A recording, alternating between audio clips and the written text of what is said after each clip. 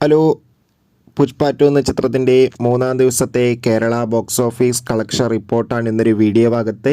വീഡിയോയ്ക്ക് മുൻപ് video like ചെയ്യുക, ചാനൽ സബ്സ്ക്രൈബ് ചെയ്യുക.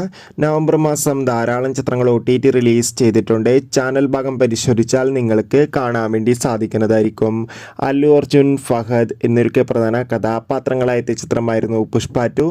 എല്ലാ സിനിമാ പ്രേമികളും ഒരേപോലെയായിരുന്നു പുഷ്പ 2 എന്ന ചിത്രത്തിൻ്റെ ഓരോ ദിവസത്തെയും ഓരോ കളക്ഷൻ റിപ്പോർട്ട് അറിയാൻ വേണ്ടി കാത്തിരുന്നത്. ചിത്രത്തിന് അതിഗംഭീരമായ ബുക്കിംഗ് ആണ് മൂന്നാം ദിവസവും നടന്നത്. ഏവരും ഏറെ ആകാംക്ഷയോടെയാണ് ഇന്നത്തെ കളക്ഷൻ റിപ്പോർട്ട് അറിയാൻ വേണ്ടി കാത്തിരിക്കുന്നത്.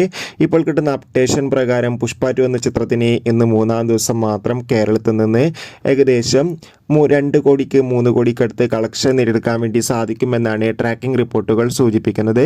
കാത്തിരിക്കാം പുഷ്പ 2 എന്ന ചിത്രത്തിൻ്റെ കൂടുതൽ ബോക്സ് ഓഫീസ് കളക്ഷൻ റിപ്പോർട്ടിനായി.